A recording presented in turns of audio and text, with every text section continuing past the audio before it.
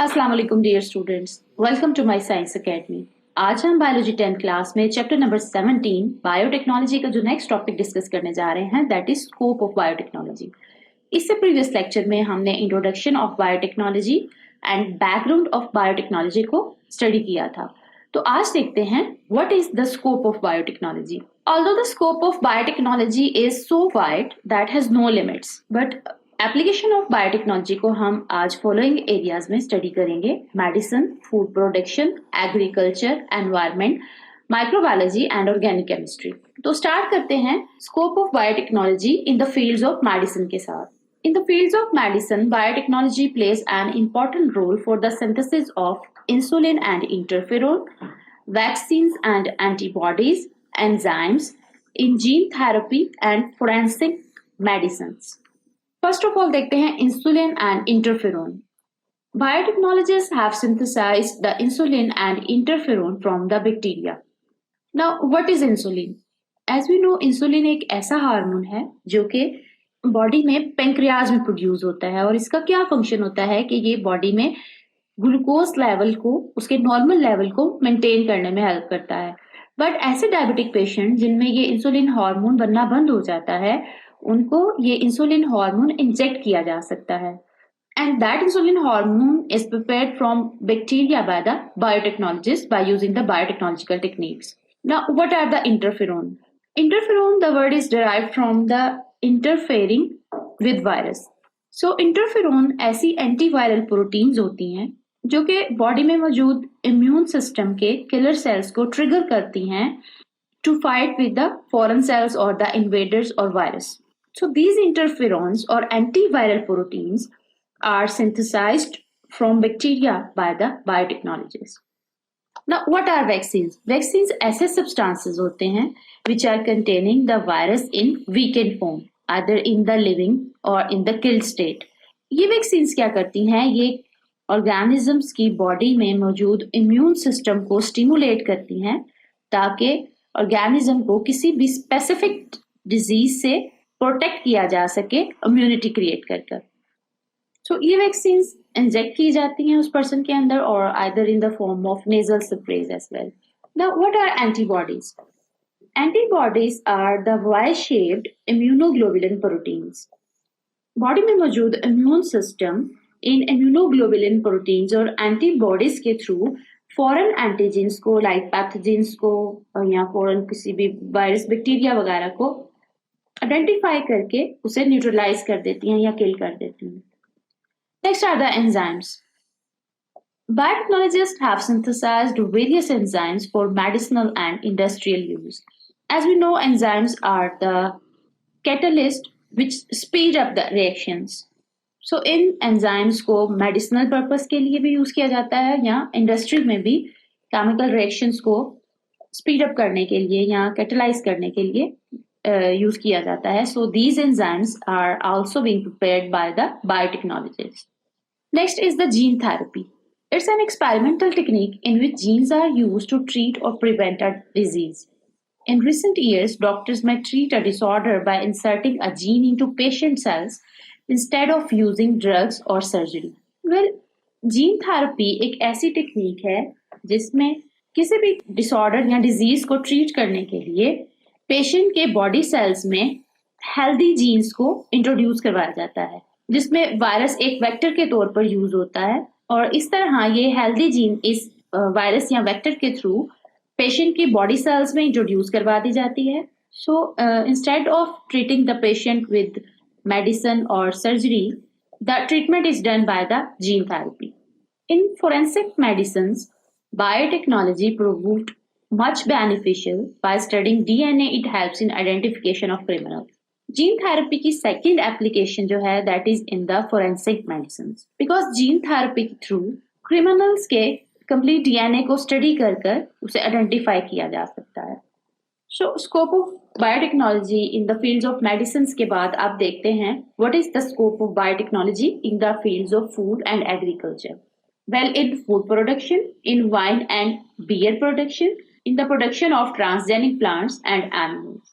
Let's see what is the scope of biotechnology in food production. Biotechnology helps in improving the taste, yield, and nutritive value of food by using microorganisms. For example, in the fermented foods, like in the pickles and yogurt, then malted foods, for example, in the powdered milk.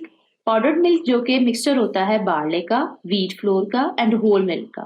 Then in the vitamins and in the formation of dairy products like cheese, yogurt, etc. Next is the production of wine and beer. In beverage industry, wine and beer are produced by using biotechnology under controlled conditions. Well, biotechnological techniques को use करते हुए fermentation के through wine and beer वगैरह beverage industry में prepare की जाती है. Fermentation का प्रोसेस जो कि हम नेक्स्ट कमिंग लेक्चर में डिटेल के साथ डिस्कस करेंगे.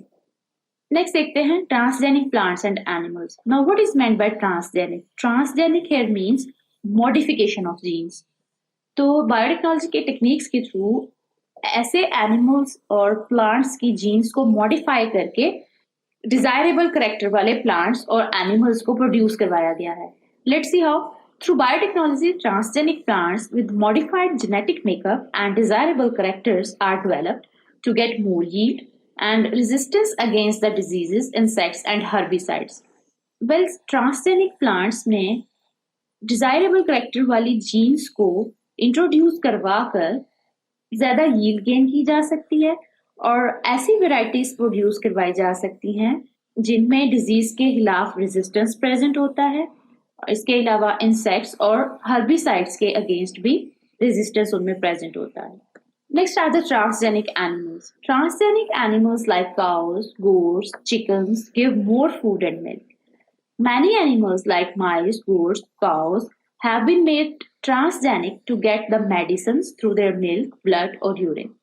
Transgenic plants की तरह एनिमल्स में भी डिजायरेबल करेक्टर्स वाली जीन्स को इंट्रोड्यूस कराकर ट्रांसजेनिक एनिमल्स प्रोड्यूस करवाए गए हैं. मोस्टली ऐसे एनिमल्स जिनसे हमें मीट, मिल्क और एग वगैरह मिलते हैं, like chicken, goat, cow etcetera.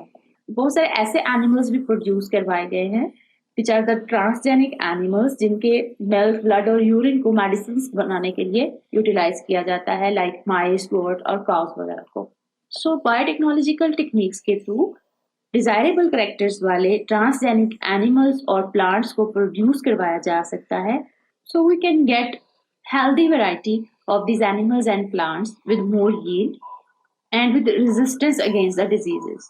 So biotechnology also plays an important role to make the environment better by solving the environmental issues, by the treatment of sewage water and by the production of transgenic microbes. First देखते हैं scope of biotechnology to solve the environmental issues.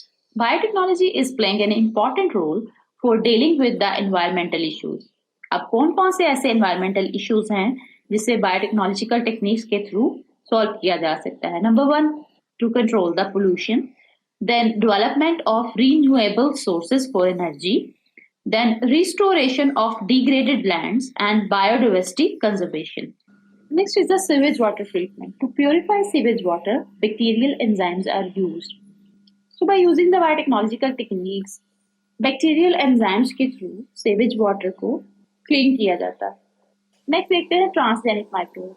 Now what are transgenic microbes? Transgenic microbes ऐसे microbes होते हैं जिनमें foreign genes को introduce करवा कर specific information को subsequent generation में pass किया जा सकता है.